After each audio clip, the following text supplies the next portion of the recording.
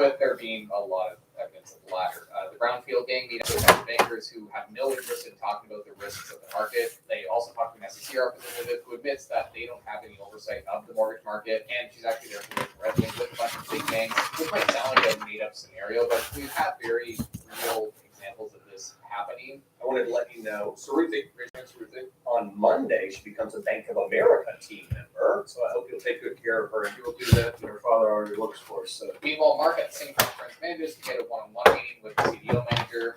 Discovers some more conflicts of interest. This guy who supposedly represents the investors of these CDOs is basically taking whatever bonds bank sends him and putting them into these products. Doesn't take on any risk himself.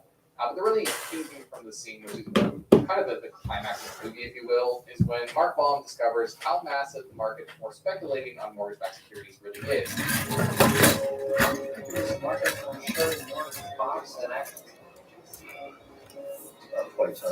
Meaning that despite all the issues we've seen to this point, the problem ends up stretching much further and broader than originally expected. The CDO manager describes two other products, the first one being the CDO squared, which is CDO tranches, yet another layer of complexity and obscurity. But he also describes the synthetic CDO.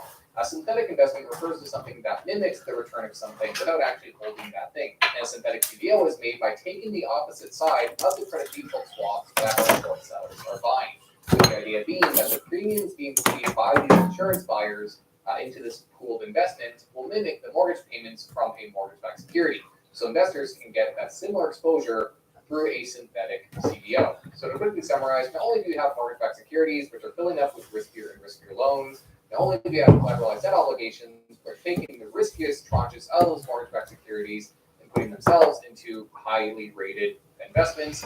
Not only do you have CDO squares, which are taking the worst of those and possibly putting them again into another security with a high rating, but you also have a massive pool of people on the sidelines betting on the outcomes of these securities. With our final cameo scene, which has Selena Gomez and the very famous behavioral economist Richard Thaler, describing it as being like a bunch of people making bets on a blackjack hand that they have nothing to do with and that they can't afford, but they assume is a sure bet. So this is the peak insanity that we've reached. Mark Baum decides to buy more. Short everything that God has touched. $1.5 billion more stocks. Michael Murray actually restricts his funds withdrawals to avoid that risk of investors running away. It's actually a very common thing you can see with hedge funds because they obviously don't want to be forced out of positions that are illiquid, they can't sell right away. Later in the year, the dominoes start to fall. We see some bankruptcies, but the shenanigans don't stop. The investors are having a hard time getting a fair valuation for the credit default swaps as they speculate that the big institutions that they're betting against are trying to buy themselves time now that they recognize that the market's failing to exit their own exposure. I think you mean that you've secured a net short position yourself, so you're free to mark my swaps accurately for once because it's now in your interest to do so. And I'll quickly skim over the rest of the movie, but I do want to dive into one more scene, which is when Mark Baum's called into Kathy's office. She's his representative at Morgan Stanley, who Baum actually operates his fund under, which I don't think I mentioned at this point, but his fund is technically owned by Morgan Stanley. And he sees that Morgan Stanley is laying off a bunch of people, and after prying at Kathy, trying to figure out what's going on, he learns that a single trader, Benny Flieger, has caused the company to have a $15 billion exposure to the very real estate market that Mark Baum is betting against. Which means that even though his fund made the right call in the situation, the company that owns his fund did not. And if they happen to go under, his fund will be rolled up in the market. The funny thing about all this is that it's based on the real story of Howie Hubler, who holds the record for one of the largest trading losses in Wall Street history. And the odd thing is that he technically made the right call. You see, like Mark Baum and the others, he actually did bet against the housing market. He bought credit default swaps on the lower tranches of double Bs and that sort of riskier side of the mortgage-backed securities.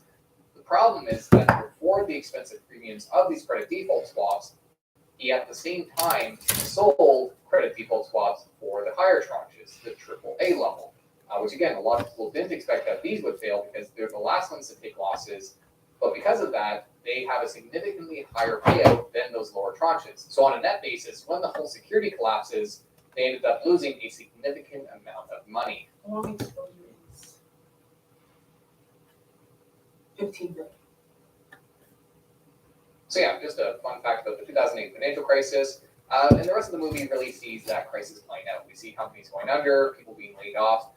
But we are also presented with the final risk faced by our investors, even though their bets are turning out to be correct, which is counterparty risk. Even though they have these massive insurance contracts that they should be paid out, with these companies going under, there's the risk that the person who owes them this insurance payout isn't able to eventually afford it, that they don't get paid what they're owed, which is notable for Brownfield because their largest credit default swap is with Bear Stearns, the financial institution that famously went under during the financial crisis. From the time you guys started talking, Bear Stearns stock has fallen more than 38%. Oh, So our investors all managed to sell their credit default swaps on the market, with Mark Baum being the last one to sell, as he's holding out, really hoping to kind of make the bank suffer, partly out of spite for all the wrongdoings they've done to customers. But as he learns that there's this bailout that leads the bank to taxpayer money, we're left in the somber scene where he finally decides to sell. Okay. So, And that's more or less the movie. We're given a few sort of fun facts towards the end. Very final scene of the movie ends by saying that in 2015, banks began selling what's called a bespoke tranche opportunity, which has simply been called another CDO, seeming to suggest that this problem might recur. But to quickly address that, yes, the bespoke tranche opportunity, my understanding is just a sort of tailored collateralized debt obligation. But the CDO market as a whole is still a fraction of what it was before the 2008 financial crisis. So it's still kicking, but it's pretty far from where it was back then. But that is our movie review of The Big Short. Thank you guys for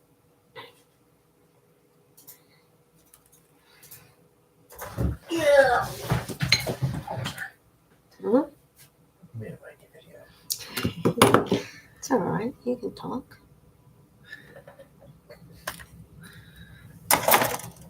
15 million people watching.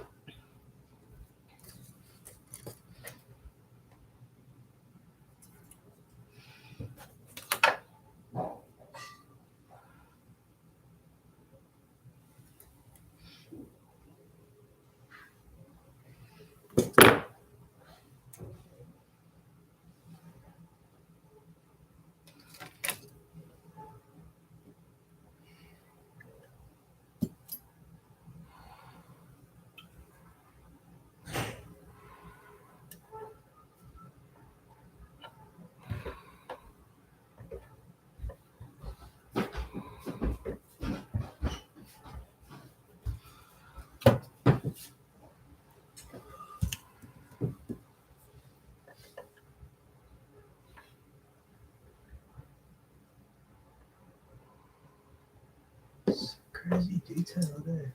Yeah. I think 1, 2, 3, 4 bits. 5 bits. Oh my god. Like these tiny ones. Yeah. Yeah. I know, right? Look at all these parts, like how tiny they are. These ones. They all go somewhere. They have to go somewhere. One won't take me that long. I'm a It would take pro. me about 2 months to build half of it, and then I would never build the rest.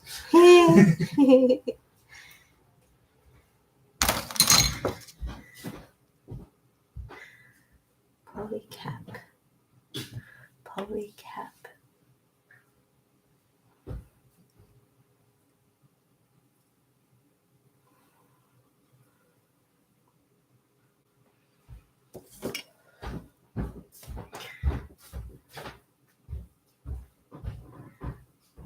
T28. Oh, polycap. Polycap. Polycap. Yeah.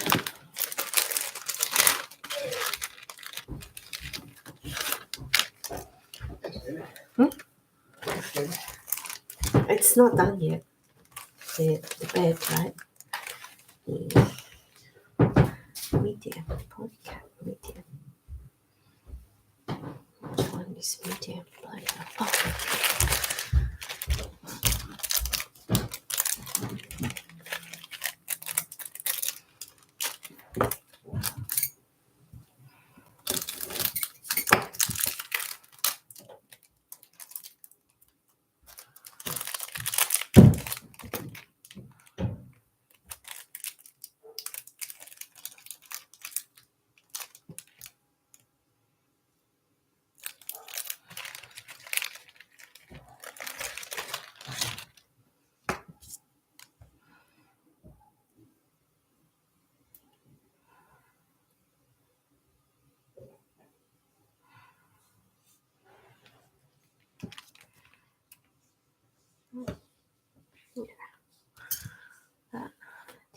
Okay.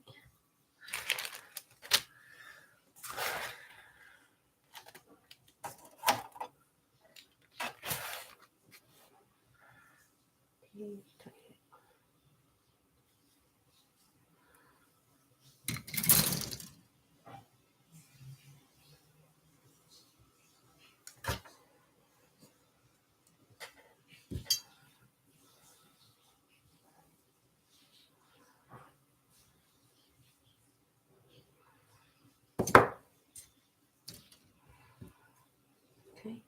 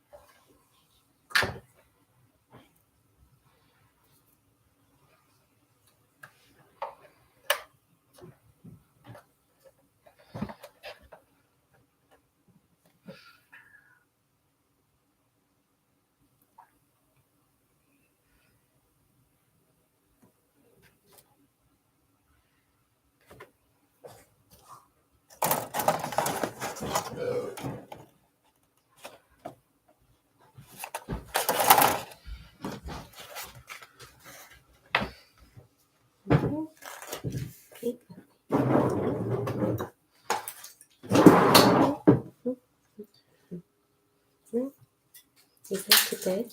Hmm? Are you going to bed? Oh, 8:66.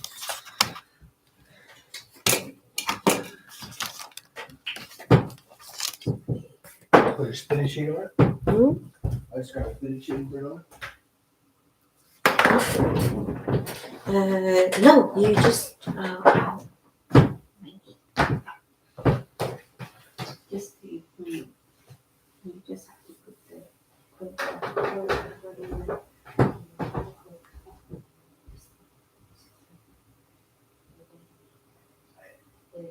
rice is all done.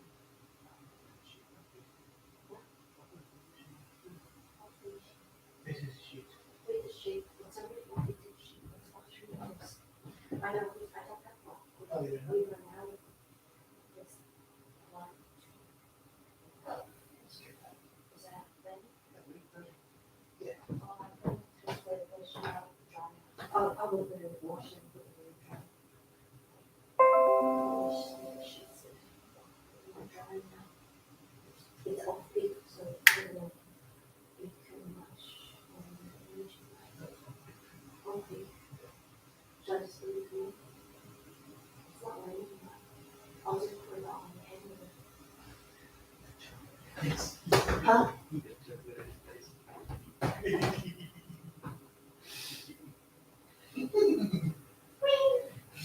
I'll let you try it. It's cute.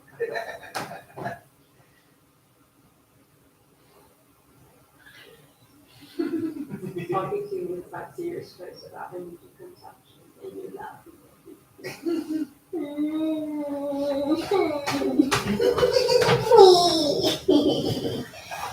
How about now? Can I vote now?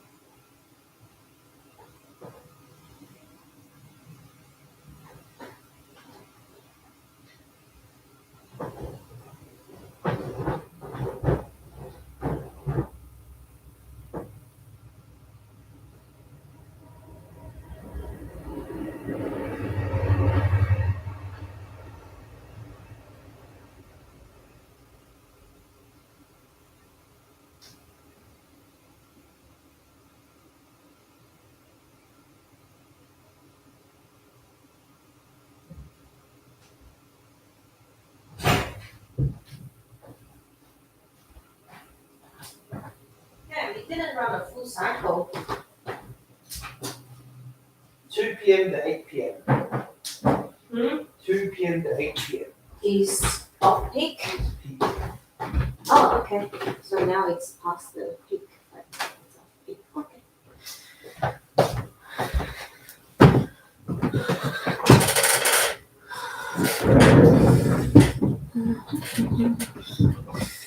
Okay. 66.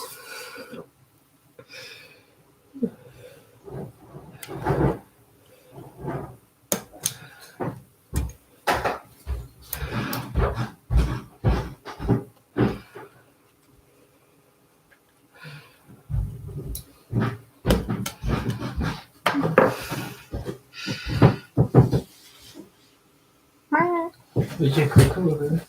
Huh? Where's your cocoa? It's on the bed already. My whole bed. That's on the cocoa. Yeah.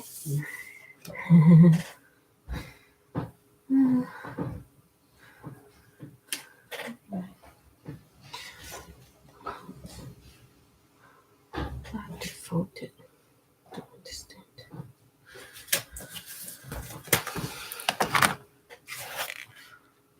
Oh, A66. Fold the ladder. Okay. And then the ladder goes there.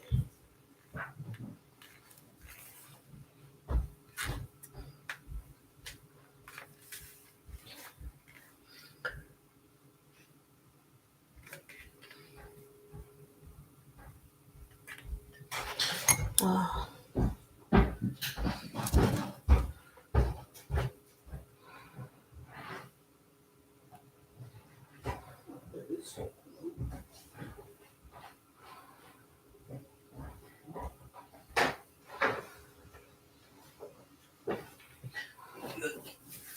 Do you want to see how cute the ladder is?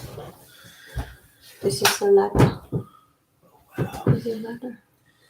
It's metal. So luxurious. So now I have to put the ladder right here. Check out Can't even sit. right there. I'm like trying to study this. I can't I'm see like, it though. what do you mean? You baby, I think you need to wear glasses. No, I don't need. I don't want to be grandma. No. Hello. Hello. Hello.